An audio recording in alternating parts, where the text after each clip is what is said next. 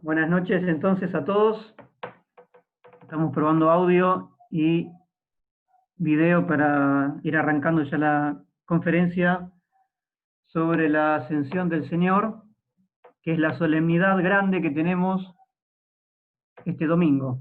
A partir de la víspera de este sábado ya comenzamos a festejar la ascensión del Señor. Así que bueno, de eso vamos a hablar esta noche. Estamos probando cómo funciona todo. Y si funciona, arrancamos ya en unos minutitos.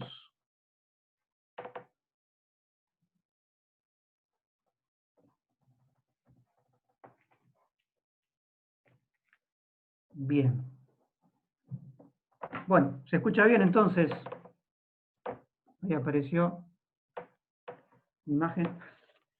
Bueno, entonces vamos a hablar sobre la ascensión del Señor y sobre todo desde el punto de vista de la interpretación bíblica y también de ciertas nociones teológicas. Es un tema un poquito largo, así que me va a llevar una horita y un poquito más de poder desarrollar todo. Voy a tratar de hacerlo también a partir de un PowerPoint que voy a tratar de compartir ahora. Y después, al final, dejamos un tiempo para las preguntas, si alguno quisiese preguntar algo. Entonces ahora le voy a compartir la pantalla, porque a partir de la pantalla, más o menos, voy a comenzar mostrándole cuál sería la idea de desarrollar en esta noche el tema.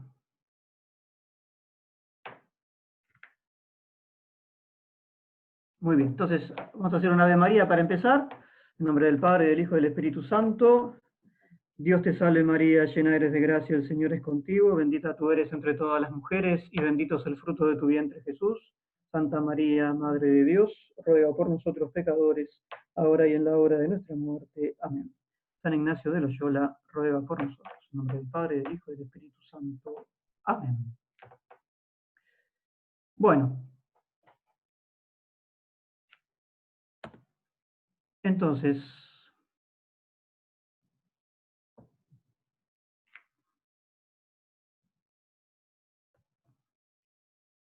a ver si pasa la primera.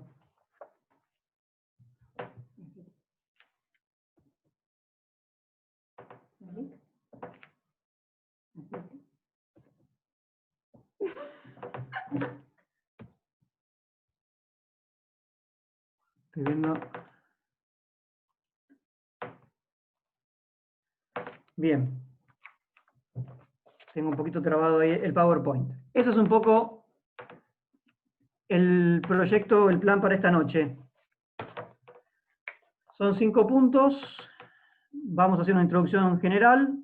Después vamos a ver algunos anticipos en profecías tanto del Antiguo Testamento como del Nuevo, que hablan sobre este misterio. Después vamos a ver los textos históricos y también sagrados sobre el día de la Ascensión. Después vamos a ver una descripción y unas enseñanzas generales acerca del acontecimiento de la subida del Señor a los cielos y la explicación teológica de algunos elementos que aparecen en la ascensión del Señor, sobre todo 3. Y después, hasta aquí quisiera explicar lo mejor posible. El punto 5 es un poco largo, vamos a ver cómo vamos con el horario, qué puntos podemos ver. Son las relaciones que hay entre la ascensión del Señor y diversos misterios de nuestra fe que son muy importantes. La encarnación, que también incluye el nacimiento, la pasión, la muerte de Cristo. Vamos a ver las relaciones de la ascensión con Pentecostés, después con el triple oficio de Jesucristo, que es sacerdote, profeta y rey. Vamos a hablar de la segunda venida de Cristo y su relación con la ascensión. También qué se entiende por tercera venida de Cristo, digamos, ¿no? Porque normalmente uno habla de la primera venida y de la segunda, que es la parucía, y bueno, pero ¿existe una tercera venida de Cristo? Y finalmente, la relación entre la ascensión y la actitud apostólica que tiene que tener el cristiano. Muy bien, vamos con el punto número 1. La ascensión del Señor. La ascensión del Señor, entonces, es un tiempo en el cual Cristo dio algunas leyes y sobre todo preparó la estructura básica de su cuerpo místico, que es la Iglesia, antes de partir definitivamente al cielo, entendiéndolo rectamente como iremos viendo. Es gracias a San Lucas y al libro de los Hechos de los Apóstoles que él escribió que sabemos que el Señor estuvo 40 días entre su ascensión, entre la resurrección y la ascensión a los cielos. ¿Por qué? Porque si únicamente tuviésemos los relatos de los evangelios, como vamos a ver, sobre todo San Lucas parece que pusiera la ascensión el mismo día en que Cristo resucitó. Pero él mismo, que es el que escribió los Hechos de los Apóstoles, nos habla de que el Señor estuvo 40 días. Estos 40 días son muy importantes porque es un lapso de tiempo presente en la Sagrada Escritura mucho y para temas importantes. Sabemos que el diluvio duró 40 días, después de los cuales hubo una alianza, que es la segunda alianza entre Dios y el hombre. La primera es con Adán. Esta alianza tal vez no es tan conocida así, digamos, pero después de esos 40 días hubo una alianza entre Dios y el hombre, ¿no? Sabemos que es el arco iris. Los 40 días también figuran en el ayuno que realizó Moisés, y al finalizar estos 40 días de ayuno, él promulgó la ley del Sinaí, los 10 mandamientos, que todavía están vigentes. El profeta Elías también ayunó 40 días antes de restaurar esa ley que había caído en la inobservancia, en la decadencia, y él la va a restablecer después de estos 40 días en los cuales él va a ayunar.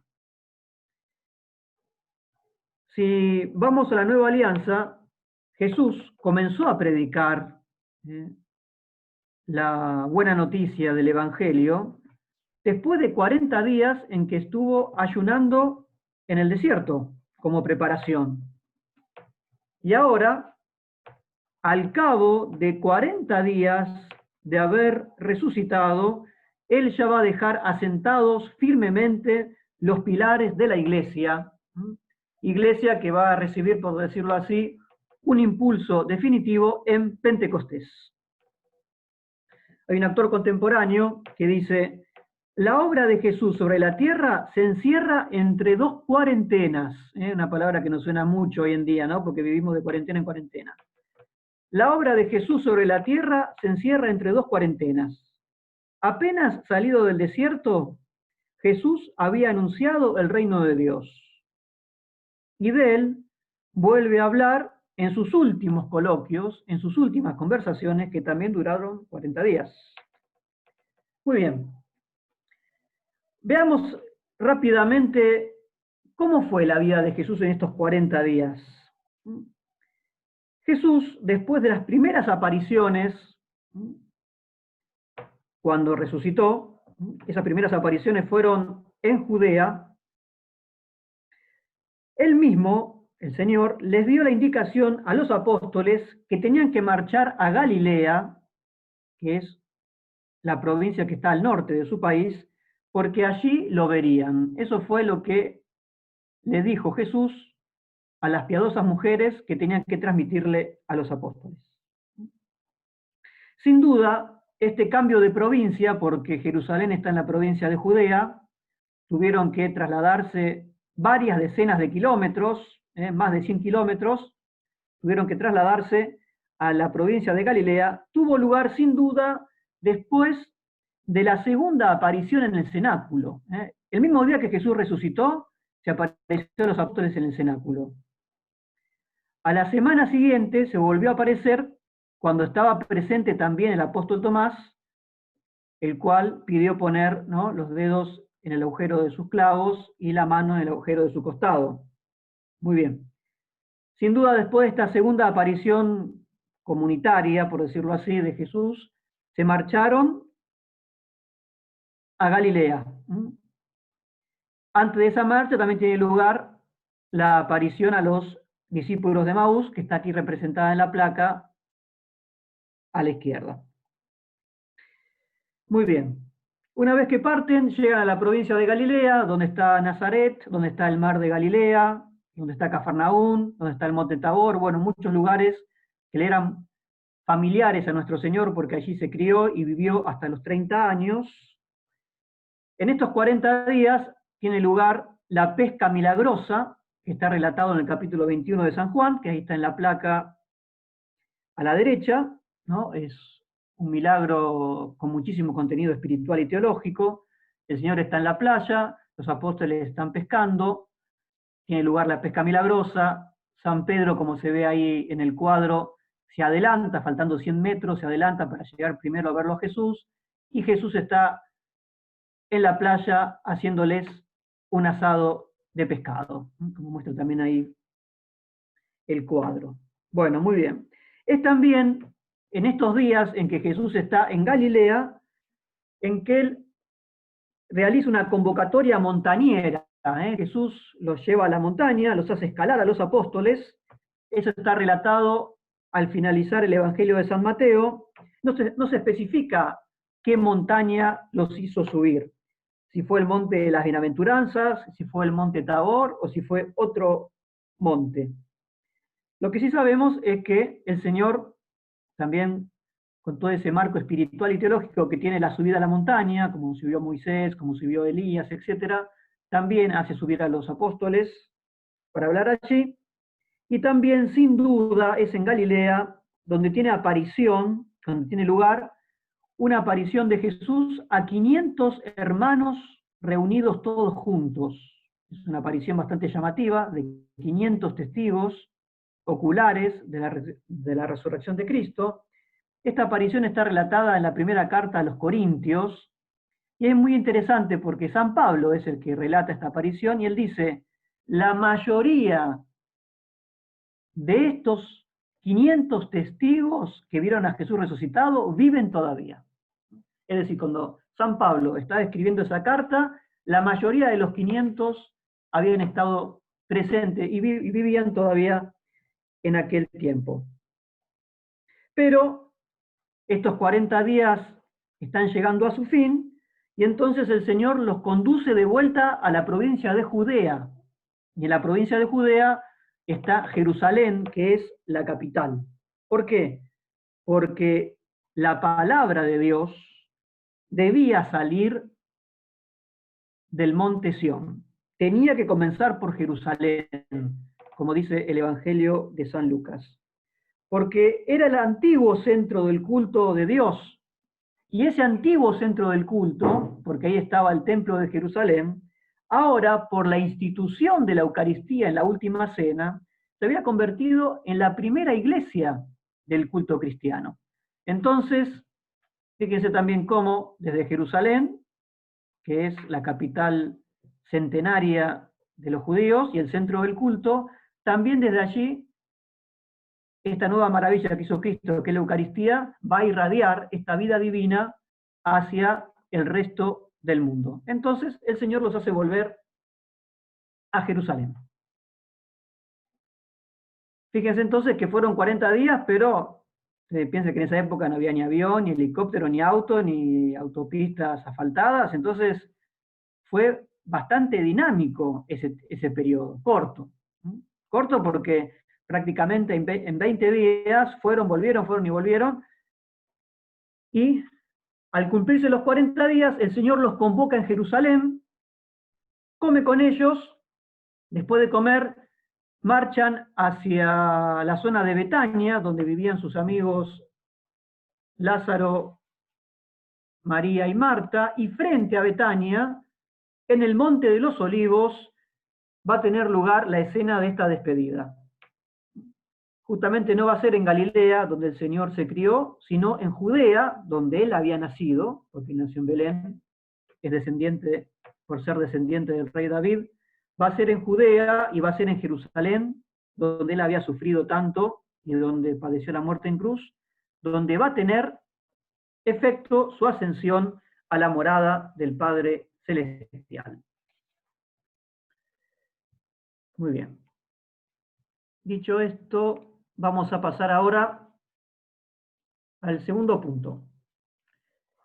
Vamos a ver entonces algunos anticipos proféticos de la ascensión del Señor. Vamos a hablar de una profecía del Antiguo Testamento y después vamos a ver dos profecías que están en el Nuevo Testamento, porque en el mismo Nuevo Testamento también se anticipaban cosas que iban a pasar después, sea en la vida de Cristo o sea al final de los tiempos. El Salmo 24, puse entre paréntesis 23 porque depende la edición, cambia la numeración de los salmos, dice así: levantad puertas vuestros dinteles y alzaos portones antiquísimos, para que entre el Rey de la Gloria. ¿Quién es este Rey de la Gloria? Yahvé fuerte y poderoso, Yahvé poderoso en la batalla. Levantad, oh puertas, vuestros dinteles y alzaos portones antiquísimos, para que entre el Rey de la Gloria. ¿Quién es este Rey de la Gloria? Yahvé, Dios de los ejércitos, él mismo es el Rey de la Gloria. Entonces fíjense sobre todo ahí el renglón subrayado, para que entre el Rey de la Gloria, está haciendo referencia lógicamente al Mesías, pero un Mesías que trasciende la dimensión humana, no es simplemente un general, un emperador, un caudillo. Fíjense que dice la Escritura que se levanten las antiguas puertas, que se alcen los dinteles, es decir, va a pasar una persona tan grande, va a pasar una persona tan importante, que no pasa por el marco de la puerta. O sea, tiene que ser alguien muy grande. Y sabemos que ese muy grande es justamente el Mesías, pero no es un Mesías con minúscula, no es un caudillo, no es un ungido, un rey, sino que es el Rey de Reyes. Por eso esa exclamación exagerada del Salmo, por la importancia del personaje que va a subir. Bien, veamos en el Nuevo Testamento. Voy un poquito rápido, así podemos llegar bien. El Nuevo Testamento, al comenzar el Evangelio de San Juan, fíjese que estamos en el capítulo 1, el Señor en este momento del Evangelio está conociendo a los primeros apóstoles y aquí en el primer capítulo, al finalizar, ha conocido 5 o 6 nada más. O sea, falta conocer todavía la mitad del colegio apostólico. En este momento es cuando lo conoce a Natanael. Natanael es el apóstol Bartolomé, es el mismo apóstol con distinto nombre. Y entonces, aquí se relata cómo fue la vocación de Natanael. El Señor le dice lo que había sucedido debajo de la higuera cuando él estaba solo. Como no había testigos, Natanael se asombra de que el Señor haya conocido algo que nadie lo podía saber. Por eso le contesta: Rabí, es decir, maestro, tú eres el Hijo de Dios, tú eres el Rey de Israel. Jesús le respondió: porque te dije que te vi debajo de la higuera, ¿crees? Verás todavía más. Y le dijo: en verdad os digo, veréis el cielo abierto y a los ángeles de Dios que suben y descienden sobre el Hijo del Hombre.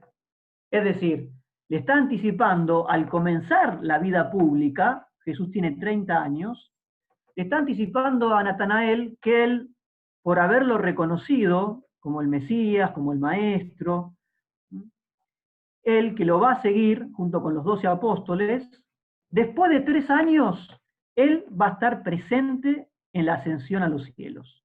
Veréis el cielo abierto y a los ángeles de Dios que suben y bajan sobre el Hijo del Hombre. Está profetizando que él va a tener el privilegio de ser testigo ocular de la entrada en la gloria del Hijo de Dios. El Evangelio de San Juan tiene una larga despedida en el capítulo 14, en la última cena. El Señor pronuncia un sermón muy largo de despedida, que lo venimos leyendo todos estos días, toda esta semana y la semana anterior, en la misa.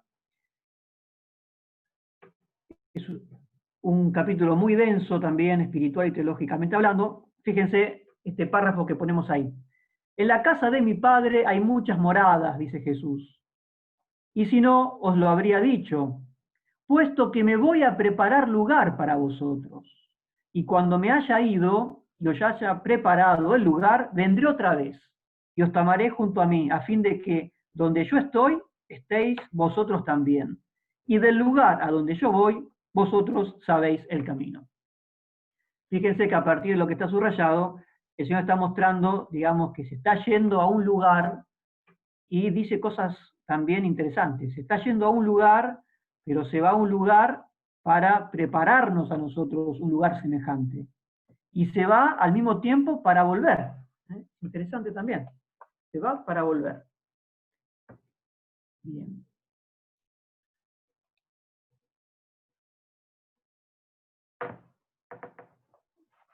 Esa misteriosa línea roja, no sé dónde salió.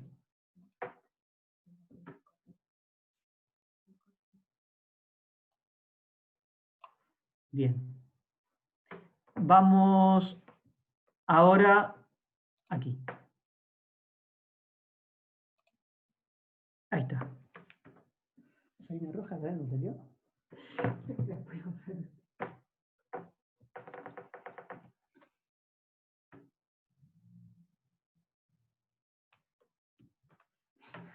Bien. Vamos ahora a los textos históricos de la Ascensión.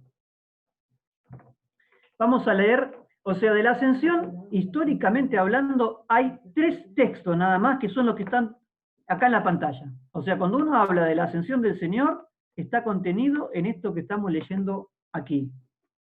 Está relatado en el Evangelio de San Lucas, en el Evangelio de San Marcos y al comenzar los Hechos de los Apóstoles, propiamente hablando, en el texto histórico del día de la Ascensión. Lo leemos rápidamente.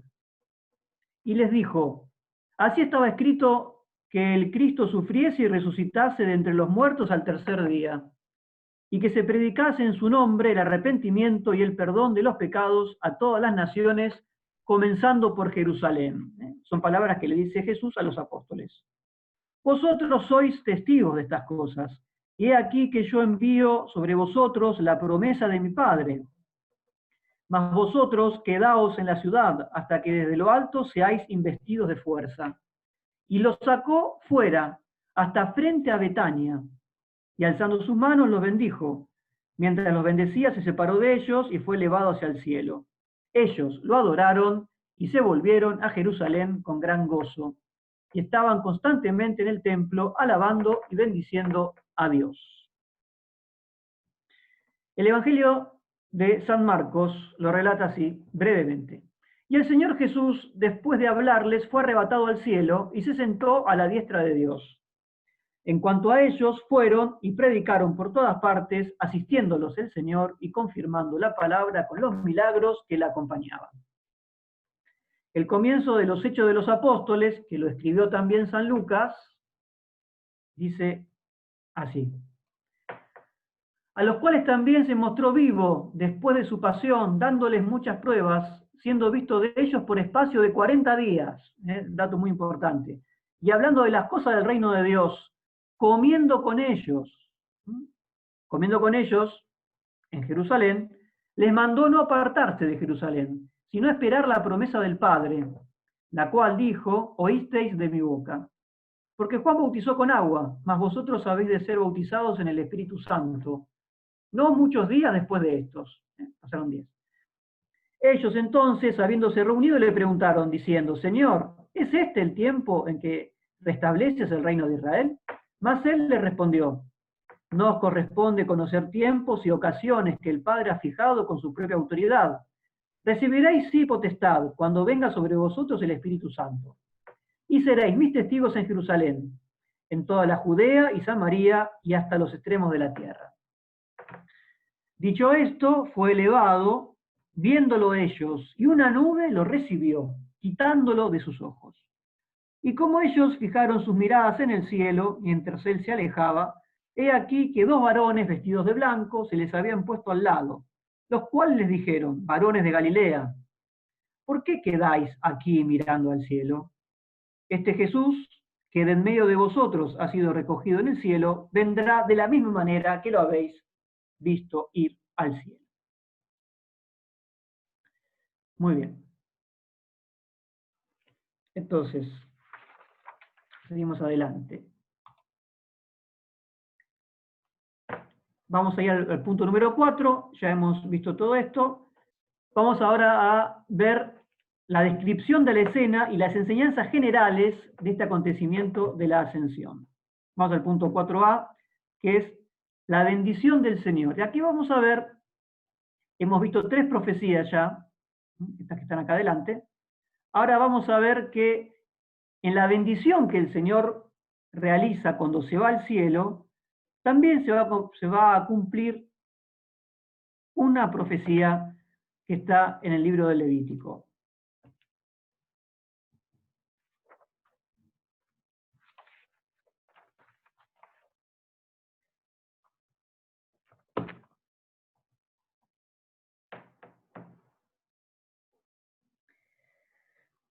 Muy bien, entonces para poder entender esto, tenemos que recordar lo que acabamos de leer del libro de los Hechos de los Apóstoles, que cuando el Señor estaba comiendo con ellos en Jerusalén, un grupo de discípulos le preguntan si este era el momento en que iba a restablecer el reino de Israel. Es decir, el mismo día de la ascensión, había algunos discípulos que seguían teniendo esa obsesión judía por un caudillo temporal, político, terreno.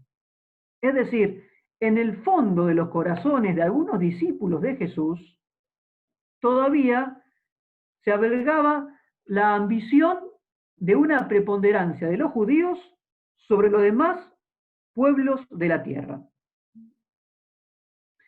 Es interesante que cuando le preguntan al Señor, el Señor contesta indirectamente. Pero fíjense que no niega, es muy importante, el Señor no niega lo que le están preguntando. Él no dice, eso no va a suceder o ustedes están completamente equivocados, sino que Él, cuando responde, va a hablar de un reino davídico, es decir, porque Él es rey, según la estirpe de David, pero de un modo distinto, como lo entienden estos discípulos que están confundidos todavía. Por eso, a la pregunta que le hacen, el Señor va a contraponer una promesa y un encargo. La promesa consiste en que ellos van a recibir la fuerza misteriosa del Espíritu Santo. Y el encargo o misión va a ser que los va a constituir en testigos de su resurrección hasta el confín del mundo. El Señor no responde la pregunta, sino que le responde con una promesa que es el Espíritu Santo y con un encargo que es misionar hasta los confines de la tierra. Entonces, termina esta comida en Jerusalén, termina este diálogo con esta promesa y este encargo del Señor.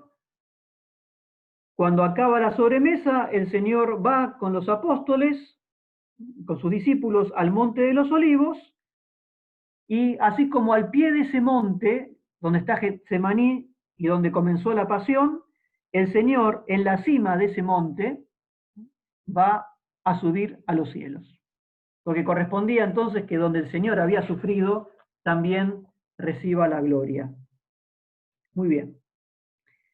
Entonces es interesante aquí ir al libro del Levítico, el capítulo 9, versículos 22 y 23, donde ahí se cuenta que después de ofrecer los sacrificios por los pecados, el sumo sacerdote, que ahí está en la placa de la izquierda, el sumo sacerdote ofrecía primero un sacrificio por sus pecados y después ofrecía un sacrificio por los pecados del pueblo. Y después, ¿qué hacía el sumo sacerdote? Dice que alzando las manos hacia el pueblo, los bendecía. Y la gloria de Yahvé se aparecía a todo el pueblo. Así también ahora, entonces, tras mostrar que todas las profecías se habían cumplido en él, Jesús se dispuso a entrar también en un santuario, pero no un santuario de la tierra. No era ni la tienda del encuentro ni el templo de Jerusalén. El Señor va a entrar en un santuario celestial. Y entonces el Señor va a hacer el mismo gesto que el sumo sacerdote judío. Fíjense que el Evangelio de San Lucas dice que alzando las manos los bendijo. Es decir, repite el mismo gesto del sumo sacerdote judío. Esta bendición, por tradición apostólica, es la que ha quedado como ritual en la Santa Iglesia para los diversos ritos y sacramentos. Porque ¿cuál es la bendición católica? La señal de la cruz. O sea, el Señor repite gestos del Antiguo Testamento, pero también agrega lo específico de lo cristiano. Y así es entonces como el Señor, una vez que bendice al pueblo, tiene lugar el cumplimiento de la profecía del Salmo 23. Las puertas eternas tienen que alzar sus dinteles porque Él va a entrar en la gloria. Es decir, el Antiguo Testamento decía, después de la bendición del sacerdote, la gloria de Yahvé se aparecía ante el pueblo. Ahora, Jesús, después de bendecir al pueblo que está presente con Él, que es ese pequeño grupo de apóstoles, también aparece la gloria de Yahvé porque lo va a glorificar a su Hijo, llevándolo hacia el cielo. Y entonces vemos que se cumple el Salmo 23, se cumple la profecía de Jesús anunciada a San Bartolomé, y la escena termina que los apóstoles se quedan mirándolo como el Señor sube al cielo, hasta que una nube se interpone entre ellos, y el Señor, en una nube, el Señor penetra la nube y así desaparece de su vista. Es así entonces como podemos pasar a explicar el segundo elemento, que es la relación que une la ascensión con otro misterio muy importante de la vida de Cristo, que es la transfiguración.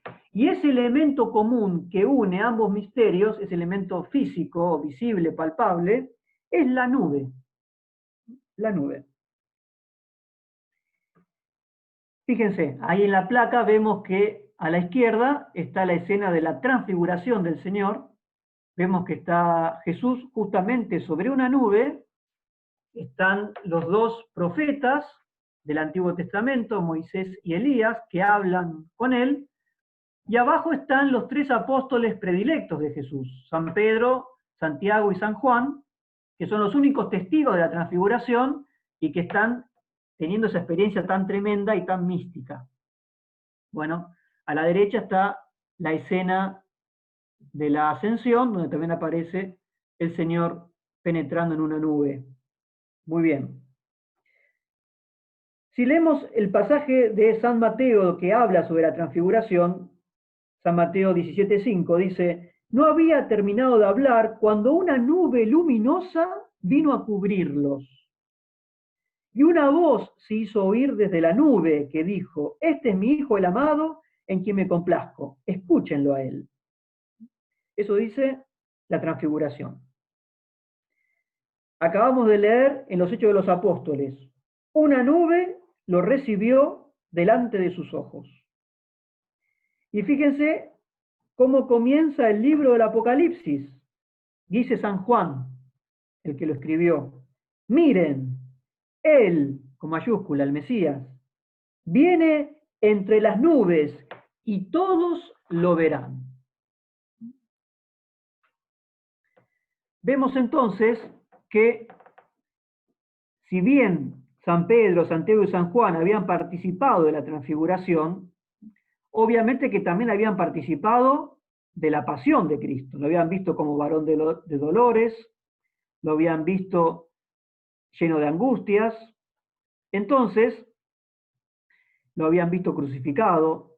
Por lo tanto, al mismo tiempo, le era difícil a ellos comprender cabalmente qué estaba pasando, porque el Señor había muerto en la cruz y en un sentido no había querido o no había podido bajar de la cruz.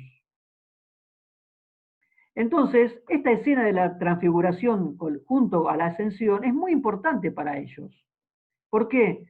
Porque los apóstoles, estos tres privilegiados, habían visto la gloria momentánea, pasajera, que irradió de su cuerpo en el monte de la transfiguración. Pero eso que había sido una gloria momentánea y pasajera, ahora se dan cuenta que es una peculiaridad de Cristo permanente y estable. Es decir, la ascensión disipa todas esas dudas que habían tenido los apóstoles hasta ese momento. Además, fíjense que esta imagen o este símbolo de la nube es muy importante porque aparece en la ascensión, aparece en la transfiguración, aparece también de un modo indirecto, pero no menos real, en la encarnación, porque a la Virgen el Altísimo la cubre con su sombra. Y muchas veces nosotros no nos sentimos en un día soleado, creo que está nublado, que desde lo alto las nubes nos cubren con su sombra también. Pero la nube además también, en el Antiguo Testamento, era la señal de la presencia de Dios. Fíjense que cuando entraba Moisés en la carpa del encuentro, apareció una nube también. Y fíjense que el pueblo de Dios, cuando marchaba por el desierto hacia la Tierra Santa, de noche lo guiaba un fuego misterioso y de día al pueblo lo guiaba la presencia de Dios que tenía la forma de un cumulus nimbus, es decir, de una nube que parecía una columna, dice la Biblia. Entonces vemos que la nube tiene un claro carácter teológico, porque nos presenta que el Señor desaparece, pero no porque viaja a las estrellas, sino que desaparece porque entra en el misterio de Dios. Es decir, la desaparición de Jesús a través de la nube no significa un movimiento hacia otra galaxia, hacia otro lugar cósmico, sino significa que Cristo, incluso en su humanidad, es asumido por el mismo Dios. Y todo el Nuevo Testamento, desde los Hechos de los Apóstoles hasta la Carta de los Hebreos, hace referencia al Salmo 110, el lugar al que Jesús se fue en una nube, como un estar o un sentarse a la derecha de Dios. Uno tiene que despegarse un poco de esa imaginación, ¿no? El Señor no usó la nube como un skate para ir al cielo. El Señor entonces se va al cielo porque es una reinterpretación de otra profecía que justamente habla que estar sentado, parado, como sea, a la derecha de Dios, tiene un profundo significado. Y eso es lo que vamos a ver a continuación, que es el punto 4C. El Señor está a la derecha del Padre. ¿Y eso qué significa? Aquí vemos entonces que tenemos dos placas también, la ascensión, en diversos cuadros que ha pintado la tradición cristiana. Y a la derecha vemos cómo el Señor está ya glorificado a la derecha de Dios Padre, ¿no? Ahí aparece toda la Santísima Trinidad, el Padre, el Hijo y el Espíritu Santo. Para esto también vamos a ver que en el Señor se cumple esta quinta profecía que estamos viendo. Esta quinta profecía hace referencia al Salmo 110, un salmo muy citado en todo el Nuevo Testamento. Vamos entonces a leer rápidamente algunos textos para que veamos cómo lo podemos interpretar correctamente. San Mateo capítulo 22. Mientras los fariseos estaban reunidos, Jesús les hizo esta pregunta: ¿qué piensan acerca del Mesías? ¿De quién es hijo? Ellos le respondieron: de David. Jesús les dijo: ¿por qué entonces David, movido por el Espíritu Santo, lo llama Señor cuando dice: dijo el Señor a mi Señor, siéntate a mi derecha, mientras yo pongo a tus enemigos como estrado de tus pies? Jesús les hace una pregunta insidiosa porque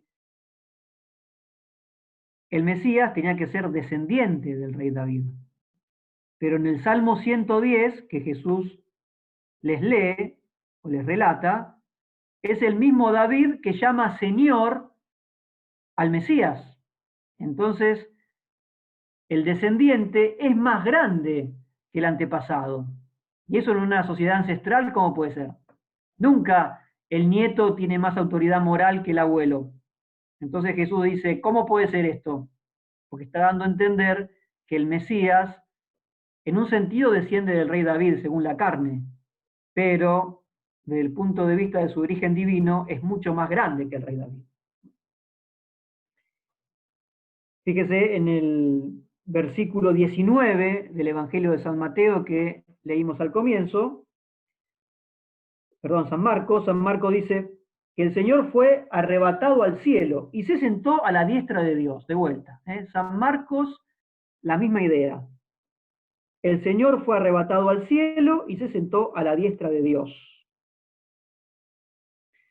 Y en el martirio de San Esteban, el primer mártir de la iglesia, está relatado en el capítulo 7 de los Hechos de los Apóstoles, dice así: Esteban, lleno del Espíritu Santo y con los ojos fijos en el cielo, vio la gloria de Dios y a Jesús que estaba de pie a la derecha de Dios. Entonces exclamó: veo el cielo abierto y al Hijo del Hombre de pie a la derecha de Dios. Entonces, este modo de hablar no se refiere a un espacio cósmico lejano, en el que Dios, por decirlo así, habría erigido su trono y en el que habría dado un puesto también a Jesús, donde sentarse. Dios no está en un espacio junto a otros espacios. ¿Por qué? Porque Dios es Dios. Él es el presupuesto y es el fundamento de toda dimensión espacial existente. Pero al mismo tiempo, Él no forma parte de ninguna dimensión espacial, porque Él es espíritu puro. Entonces, la relación de Dios con todo lo que tiene un cuerpo y ocupa un espacio es la relación propia que existe entre el Creador y su criatura. En este caso, el universo físico completo. Por eso, su presencia no es espacial, sino es una presencia divina en la creación. Estar sentado o parado a la derecha de Dios significa participar en la soberanía propia de la divinidad que está sobre todo espacio creado.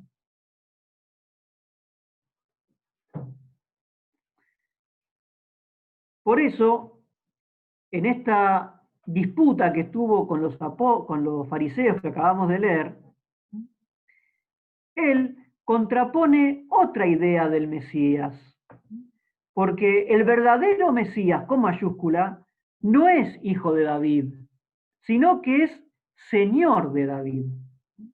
Y el verdadero Mesías no se va a sentar sobre el trono de David, sino que se va a sentar sobre el trono de Dios. El Jesús que se despide, no se despide porque va a una estrella lejana. Él entra en la comunión de vida y en la comunión de poder con Dios Padre. Por eso la ascensión se trata de una glorificación absoluta, suprema. No es posible subir más alto. Por eso ahora, luego de la ascensión, Ya no se puede tocar a un Jesús que está, sino junto al Padre. Por lo tanto, únicamente lo podemos alcanzar si subimos también nosotros. Es decir, esta nueva capacidad de trepada, de acceder hasta donde está Dios, nosotros, mortales, la tenemos gracias al bautismo. San Pablo lo dice claramente en la carta a los Colosenses. Ya que ustedes han resucitado con Cristo, busquen los bienes del cielo, de arriba, donde Cristo está sentado a la derecha de Dios. De vuelta la misma idea. Busquen los bienes de arriba, donde Cristo está sentado a la derecha de Dios. Tengan el pensamiento puesto en las cosas celestiales y no en las cosas de la tierra. Porque ustedes están muertos y su vida está desde ahora oculta con Cristo en Dios. San Pablo, con estas palabras, da por un hecho que los bautizados ya resucitamos con Cristo. ¿Cuándo pasó eso que no me di cuenta? Alguno de nosotros o todos nos podríamos preguntar. Pero sucede que en un sentido, lógicamente, todavía no resucitamos. Ni siquiera los santos que están en el cielo han resucitado, salvo Jesús y la Virgen. Pero en otro sentido, ya comenzamos a resucitar, de alguna manera, el día en que nos bautizaron.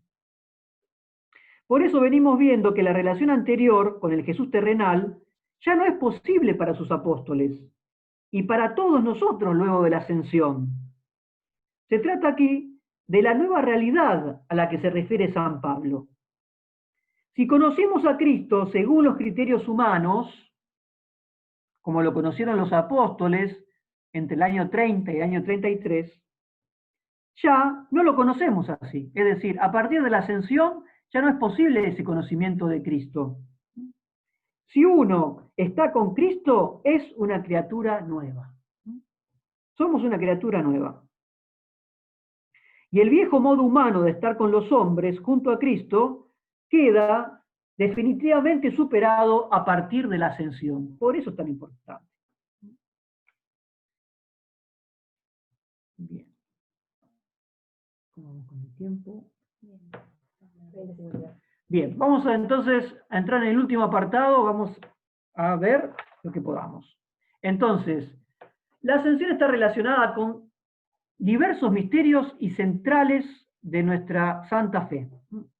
En primer lugar, vamos a ver desde el punto quinto la relación que hay entre la ascensión y la encarnación del Verbo. De vuelta, la hermosa tradición cristiana, como ha ido representando de muchísimos modos distintos cada uno de los misterios. Aquí vemos la anunciación de la Virgen. Ustedes saben que es el momento de la encarnación.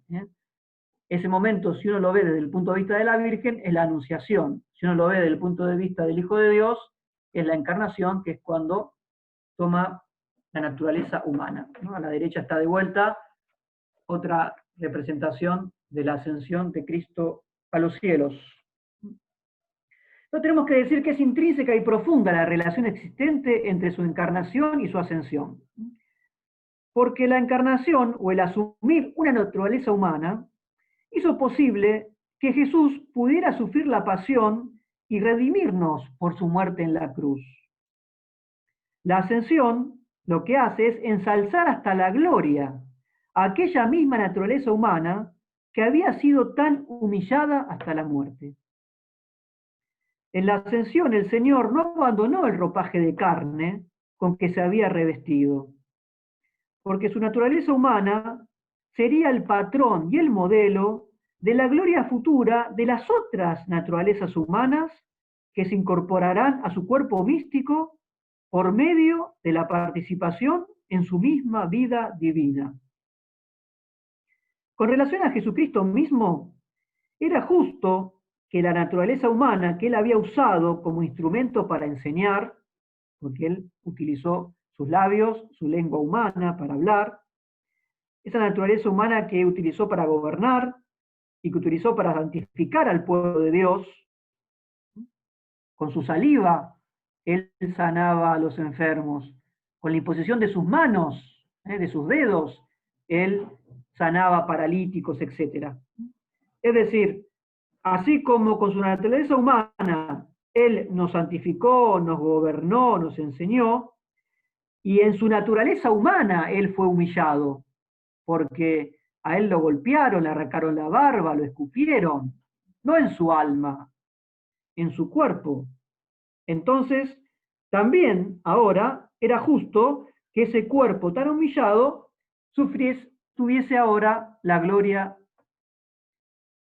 de la exaltación junto a Dios Padre. Por eso, en su despedida de este mundo, el Señor combinó la cruz, en este caso en la forma de la tristeza, porque Él se va, la combinó con la gloria, que es su glorioso ascender. Y fíjense que esta combinación sucede en cada paso, en cada detalle de su vida. Siempre está combinada las dos cosas. Por eso, otro motivo de la ascensión era que Jesús pudiera interceder en el cielo ante Dios Padre con una naturaleza humana común al resto de los hombres. Es decir, por su naturaleza humana llevada a los cielos, es que Jesús intercede ante Dios como si fuese uno de nosotros. Pasamos al punto B y vamos a ver la relación que hay entre la ascensión y Pentecostés. De vuelta aquí tenemos en la placa la escena de Pentecostés, la escena de la ascensión. Rápidamente decimos que Pentecostés era una de las 3 fiestas anuales principales del pueblo judío. Los judíos tenían 3 fiestas, de las cuales al menos en una tenían que ir a Jerusalén a celebrarla. Era la fiesta de la Pascua o de los panes ácimos, era la fiesta de los tabernáculos o también llamada fiesta de las tiendas, y era la fiesta de Pentecostés o la fiesta de la cosecha de los primeros frutos.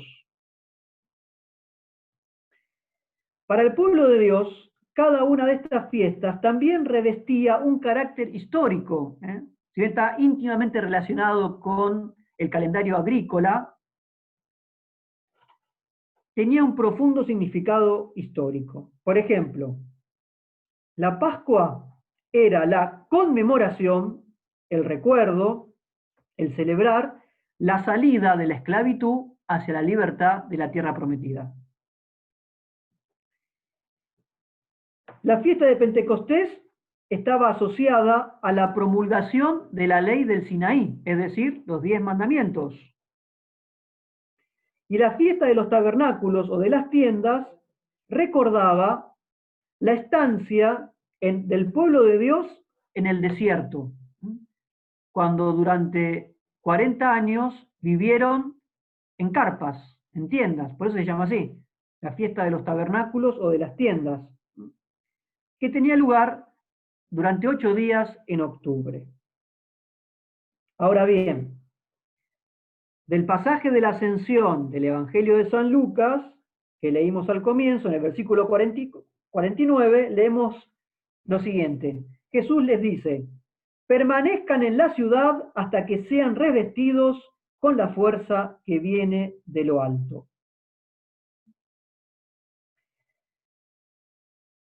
Esa fuerza que viene de lo alto va a llegar a los 10 días, justamente en coincidencia con la fiesta de Pentecostés de los judíos. Es decir, los judíos tienen Pascua, nosotros también. Los judíos tienen Pentecostés, nosotros también, pero con un simbolismo de fondo distinto, porque nosotros asumimos lo que festejan los judíos, pero lo llevamos a plenitud en Cristo.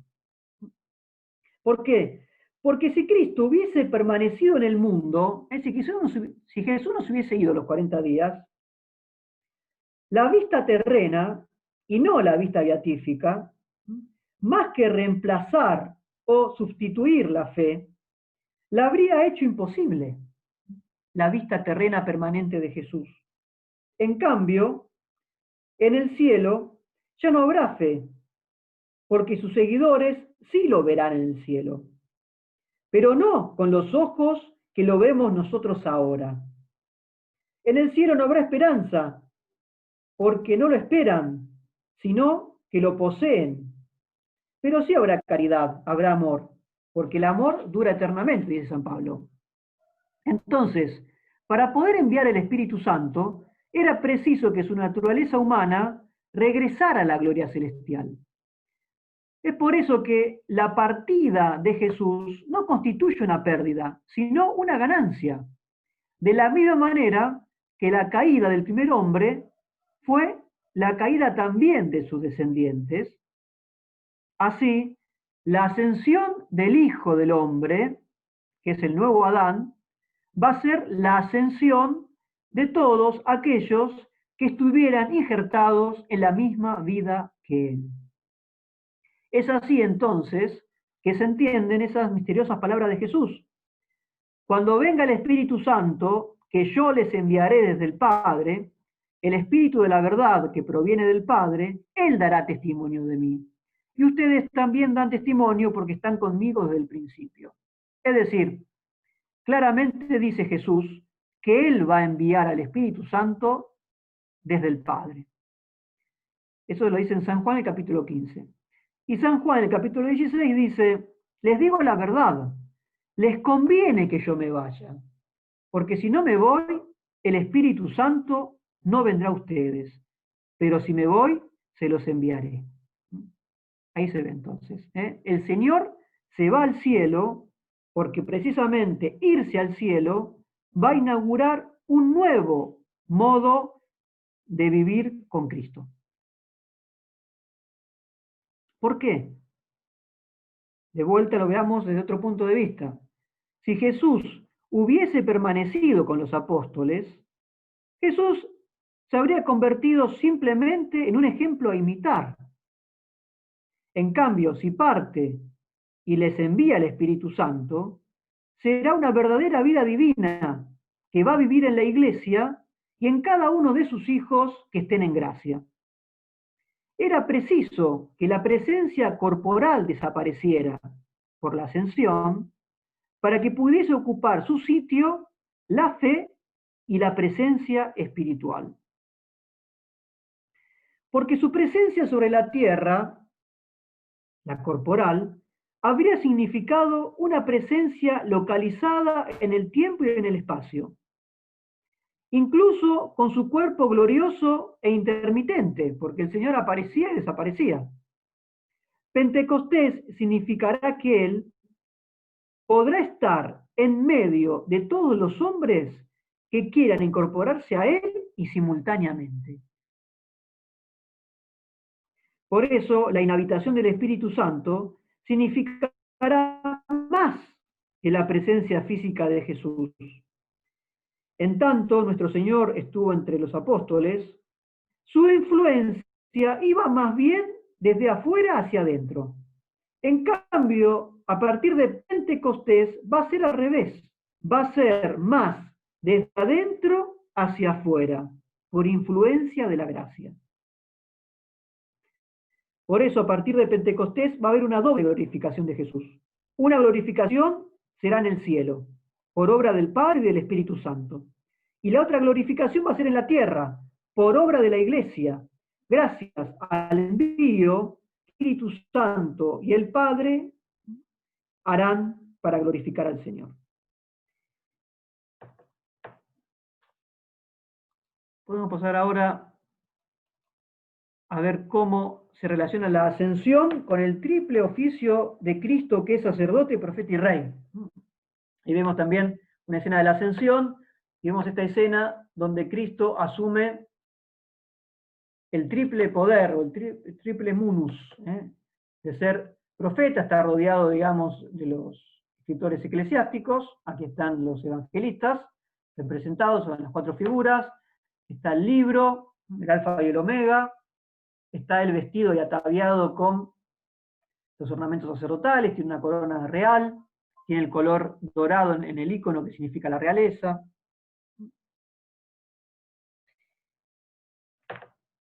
Muy bien. Dice la carta a los hebreos, porque no tenemos un sumo sacerdote incapaz de compadecerse de nuestras debilidades. Al contrario, Nuestro sumo sacerdote fue sometido a las mismas pruebas que nosotros, a excepción del pecado. Es decir, el Señor, por ejemplo, ahora en el cielo, Él puede mostrar las llagas como trofeos de su victoria. Y esas llagas también las muestra al Padre para interceder por nosotros. Pero no las muestra desde cualquier lugar, las muestra desde su lugar a la diestra, es decir, desde un lugar de privilegio, desde un lugar real. Y lo hace a través también de una plegaria, de una recitación, como los profetas, que ya comenzó en Getsemaní, porque el Señor ahí, más que la oración de un moribundo, era una oración profética de un Redentor que estaba por ser ensalzado a la gloria. De Cristo Rey se habían burlado los soldados cuando le vendaron los ojos, lo golpeaban, le pedían que adivinara como un falso profeta quién lo estaba violentando. También se burlaron de su realeza cuando le dieron una caña y una corona de espinas. Se burlaron de él como sacerdote al desafiarlo que si estaba ofreciendo una víctima, que era el mismo, que se bajara de la cruz. Bueno, con la ascensión se va a reivindicar ese triple ministerio de Jesús, que es profeta, que es rey, que es sacerdote. Fíjense, respecto de qué es profeta, leemos en los textos de la ascensión. Él va a decir que se predicase, es propio del profeta predicar la palabra de Dios, que se predicase en su nombre, porque es el profeta de los profetas, el arrepentimiento y el perdón de los pecados. Dice San Marcos, la anterior era de San Lucas. San Marcos dice, ellos fueron y predicaron como profetas por todas partes, asistiéndolos el Señor. En los Hechos de los Apóstoles dice que hablaban, es decir, predicaban de las cosas del reino de Dios. Como sacerdote, acabamos de leer que el Señor se fue a los cielos mientras los bendecía, una actitud típicamente sacerdotal. Se sentó, eso dice San Lucas, San Marcos dice que se sentó a la diestra de Dios. ¿Y se sentó para qué? Para interceder como sacerdote junto al Padre, con el mismo poder de Él. Después dice, los Hechos de los Apóstoles, se mostró vivo después de su pasión. Es decir, es un sacerdote que ofreció una víctima, que es él mismo, pero es una víctima que ha resucitado, es un cordero inmolado y resucitado, como dice el Apocalipsis. Y dice que recibirán la fuerza del Espíritu Santo que descenderá sobre ustedes. Fíjense que es lo típico de la actitud de la ordenación sacerdotal. El Espíritu Santo que desciende sobre los que son elegidos como rey. Dice San Lucas, fue elevado al cielo, fue glorificado como Rey de Reyes, a la derecha de Dios, dice San Marcos. Y en los Hechos de los Apóstoles dice, cuando él niega responder la pregunta de los discípulos, él dice, no les corresponde a ustedes conocer el tiempo y el momento en que el Padre ha establecido con su propia autoridad. Es decir, él no está diciendo eso no va a pasar. Va a pasar, es decir, la restauración del reino mesiánico, porque Cristo es Rey de Reyes, pero no le corresponde a ustedes, sino que eso lo sabe Dios. Vamos al punto D, rapidito. Habla sobre cómo está relacionado con la segunda venida de Cristo. La segunda venida de Cristo obviamente queda para prácticamente un curso aparte. Vamos a ver aquí la sexta profecía, vamos a tratar de ver 8. La sexta dice, del profeta Daniel, capítulo 7, versículo 13. Seguía yo mirando en la visión nocturna, y he aquí que vino sobre las nubes del cielo uno parecido a un hijo de hombre, el cual llegó al anciano de días y le presentaron delante de él. Y le fue dado el señorío, la gloria y el reino, y todos los pueblos y naciones y lenguas le sirvieron. Su señorío es un señorío eterno y jamás acabará, y su reino nunca será destruido. Lo importante de esta profecía es, he aquí que vino sobre las nubes del cielo, fíjense, aparece de vuelta las nubes del cielo, uno que parecía un hijo de hombre. Ese hijo de hombre es Jesús. Jesús se va a aplicar en el Nuevo Testamento, en el Evangelio, 80 veces este título, el Hijo del Hombre. Y para nosotros suena medio raro, pero no para un judío que sabía que ese título era el título que el Mesías se daba en el profeta Daniel. Entonces, cuando Jesús se llama a sí mismo así, es porque él se está identificando con el Mesías del profeta Daniel. Y este Hijo de Hombre, que viene sobre la nube del cielo, dice Daniel, le será dado el señorío, la gloria y el reino, y todos los pueblos y todas las naciones lo servirán. Bien, además de la profecía de Daniel, son muy numerosos y claros los pasajes del Nuevo Testamento que hablan sobre la segunda venida de Cristo. Son muchos realmente, les leo algunos rápidamente. San Marcos dice, veréis al Hijo del Hombre sentado a la diestra del poder y viniendo sobre las nubes del cielo. Primera carta de los Tesalonicenses, porque la señal dada por la voz del arcángel y al toque de la trompeta de Dios, el mismo Señor descenderá del cielo. ¿Cuándo? La segunda vez. La carta de Judas, que es tan poco conocida, a ello se refería Enoc, el séptimo patriarca después de Adán, cuando profetizó, ya viene el Señor con sus millares de ángeles para juzgar a todos y condenar a los impíos por las maldades que cometieron y a los pecadores por las palabras insolentes que profirieron contra él. El comienzo del Apocalipsis, miren, él viene entre las nubes y todos los verán. ¿Cuándo viene él sobre las nubes? Porque cuando vino la primera vez, vino en los pañales de Belén. Cuando Jesús viene en las nubes, no es en Navidad, es en la parucía. El Apocalipsis, capítulo 19. Vi el cielo abierto y apareció un caballo blanco. Su jinete se llama Fiel y Veraz. En su manto y en su muslo lleva escrito este nombre, Rey de Reyes y Señor de Señores.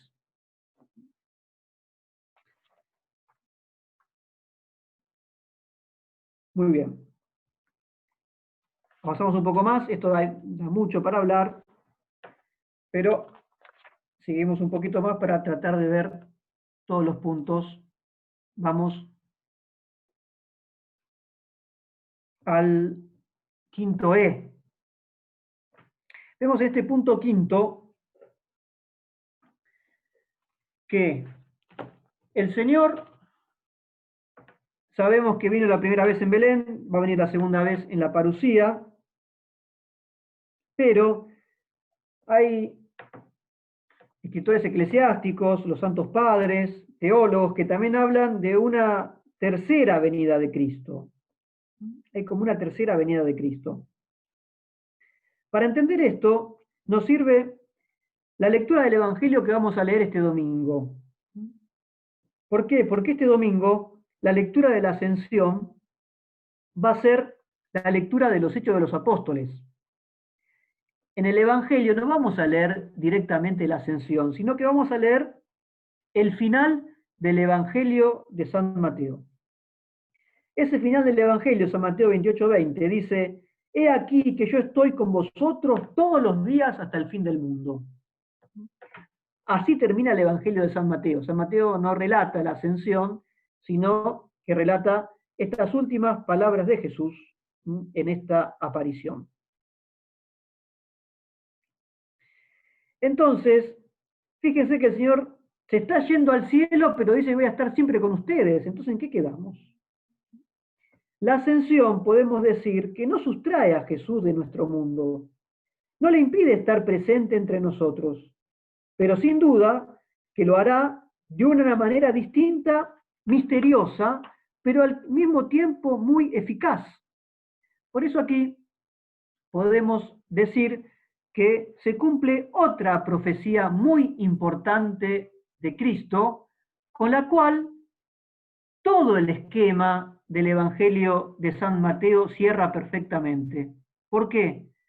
Porque San Mateo, cuando comienza su Evangelio, dice así: todo esto sucedió para que se cumpliera lo que el Señor había anunciado por el profeta.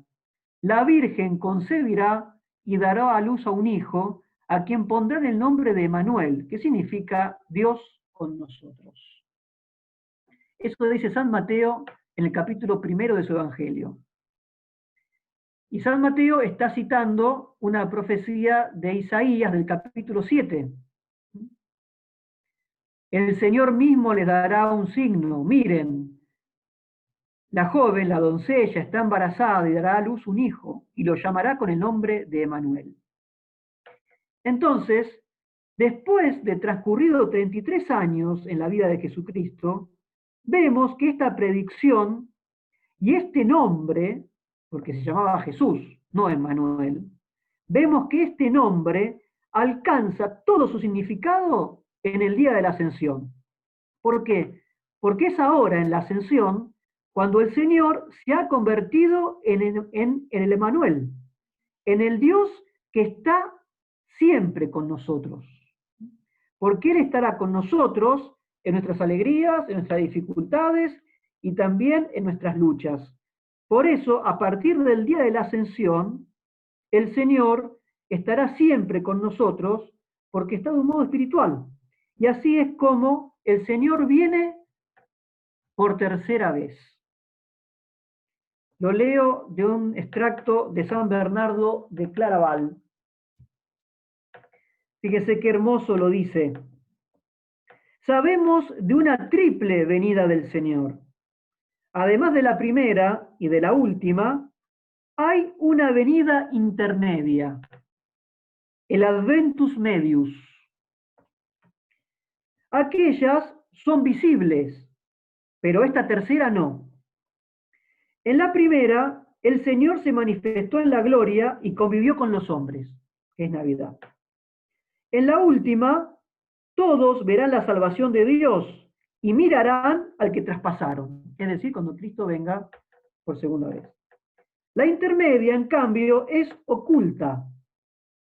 En ella, solo los celos del Señor en lo más íntimo de sí mismos. Y así sus almas se salvan.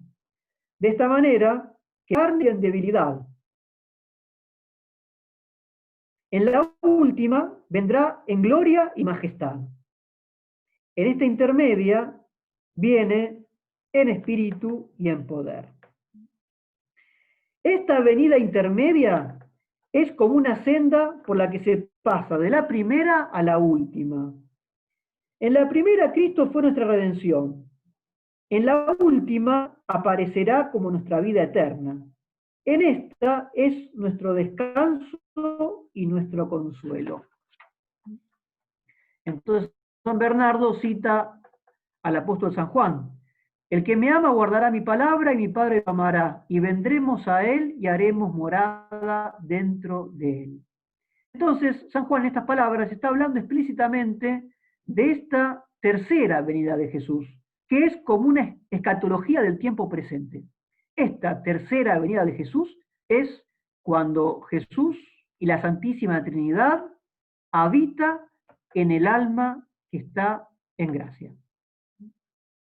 Por eso, gracias a esta interpretación, la tercera venida, no se abandona la espera de la llegada definitiva que cambiará el mundo, pero muestra que este tiempo intermedio, que es el cual vivimos nosotros, no es un lapso vacío y entre paréntesis, sino que se da precisamente esta tercera venida de Cristo al alma de cada uno de nosotros en particular. Terminamos. Habría mucho para hablar de aquí. Pero terminemos con alguna palabra sobre la ascensión y la actitud apostólica que tenemos que tener. Aquí vemos también una nueva imagen de la ascensión. Y a la derecha vemos a los primeros apóstoles, haciendo precisamente la labor pastoral. En este caso es San Pablo, cuando sana a un paralítico. Esta actitud apostólica la podemos entender a partir del título de esta conferencia. Los ángeles les dicen a los apóstoles: Galileos, ¿qué hacéis ahí mirando al cielo? La perspectiva que abre esta pregunta angelical, que es una mezcla de algo gracioso e irónico, ¿no? Porque le dicen los ángeles, ¿qué hacen Galileos mirando al cielo? La perspectiva que abren los ángeles es la perspectiva del apostolado. Lo que nos están diciendo los ángeles es que la ascensión no tiene que ser una contemplación ociosa. ¿Qué hacen ahí mirando el cielo? Fíjense que, dicho sea de paso, es la enseñanza típicamente ignaciana acerca de la oración. La contemplación de la ascensión, y la oración en general, debe activar en nuestro interior la inquietud personal por el apostolado, en el marco visual que forman la actitud contemplativa de los apóstoles y las palabras de los ángeles, que le dirigen perfectamente a una consigna práctica y apostólica. Es decir, la oración nos tiene que transformar en contemplativos en la acción. ¿Y en qué consistiría fundamentalmente el apostolado de los 12 y de los primeros cristianos? Es lo que leímos hoy en el versículo 8 del relato de los Hechos. Seréis mis testigos hasta los extremos de la tierra. El dogma esencial que tendrán que predicar los apóstoles es la muerte en cruz y la resurrección de Jesucristo, y la de todos aquellos que hayan muerto en el Señor. En efecto, resucitando la cabeza, también podrán resucitar los que se hayan incorporado a su cuerpo místico por el bautismo. ¿Por qué? Porque sus pecados le fueron perdonados, como dice el Evangelio de San Lucas que leímos hoy, que se predicase en su nombre el arrepentimiento y el perdón de los pecados a todas las naciones. Y el Señor pide hasta los extremos de la tierra. Es de notar que es interesante que hasta que se murió San Esteban, los apóstoles no predicaban fuera de Jerusalén y de Judea. Es precisamente gracias a la fuerza del Espíritu Santo que llegará unos días después, que el diácono Felipe y luego San Pedro y San Juan van a evangelizar a Samaria. Y después se van a atrever a evangelizar a los gentiles, es decir, a nosotros. Fíjense algunas palabras, hasta que después tomará la posta el gran San Pablo, ¿no? Y así hasta el día de hoy. Dice San Pablo, me dijo, marcha, porque yo te enviaré lejos a los gentiles. Hechos 22. Efesios 3. Los gentiles sois coherederos, miembros del mismo cuerpo y partícipes de la misma promesa en Cristo Jesús por medio del Evangelio. A mí, el menor de todos los santos, dice San Pablo, me fue concedida esta gracia, la de anunciar a los gentiles la inescrutable riqueza de Cristo. Primera carta a Timoteo. He sido constituido heraldo y apóstol, maestro de los gentiles en la fe y en la verdad. Por eso podemos unir las últimas 3 profecías que vimos, las 5, las 6 y las 7, en esta última que se tiene que dar, y es del Evangelio de San Mateo, en el capítulo 24. Dice Jesús, esta nueva noticia del reino será proclamada en el mundo entero, como testimonio delante de todos los pueblos, y entonces llegará el fin.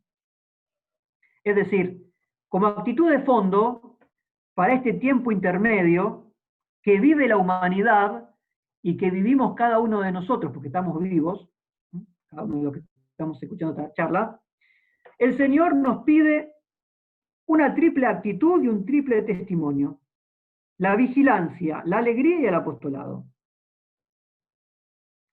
Nos pide la vigilancia, que significa que tenemos que buscar con todas nuestras fuerzas vivir la sobriedad y la coherencia del cristianismo. Esto está explicado en las parábolas escatológicas de Jesús, particularmente del siervo vigilante y de las vírgenes prudentes. Nos pide la vigilancia, estar atentos, despiertos, con nuestras lámparas encendidas, para cuando el Señor nos llame. En segundo lugar, la actitud tiene que ser la de alegría, porque lo dice también el Evangelio que leímos hoy. Los apóstoles se volvieron a Jerusalén llenos de alegría. Es interesante, ¿por qué? Porque San Lucas nos dice esto, y nosotros, en cambio, estaríamos tentados de pensar todo lo contrario. ¿Por qué? Porque el Señor los abandona, entonces hay una ausencia. Tendría que haber tristeza. El mundo en el cual ellos se quedan sigue siendo el mismo mundo ingrato de Caifás y de Anás, y sigue siendo el mismo mundo injusto y pagano de Herodes y de Pilato. Y sin embargo, vemos que están alegres. Y habían recibido encima un desafío apostólico, una tarea global y mundial que aparentemente era irrealizable, dadas sus escasas fuerzas, su poca preparación, su nula experiencia y sus exiguos recursos. Y sin embargo, lo que se puede deducir de su desbordante alegría y de su intrépido y devorador ímpetu apostólico es que ellos no se sienten ni tristes ni abandonados en absoluto. Ellos no creen que Jesús se haya disipado en un cielo inaccesible, apático y lejano. Evidentemente, ellos están seguros que Jesús está entre ellos con una presencia nueva y poderosa.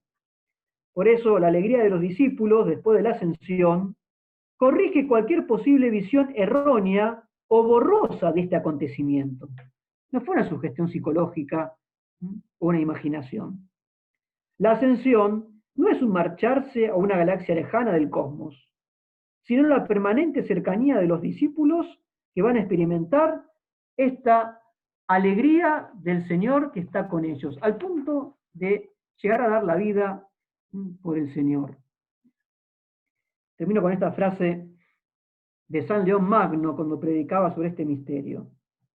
Esta fe aumentada por la ascensión del Señor y fortalecida con el don del Espíritu Santo, ya no se atemoriza por las cadenas, la cárcel, el destierro, el hambre, el fuego, las fieras, ni los refinados tormentos de los crueles perseguidores. Hombres y mujeres, niños y frágiles doncellas han luchado en todo el mundo por esta fe, hasta derramar su sangre.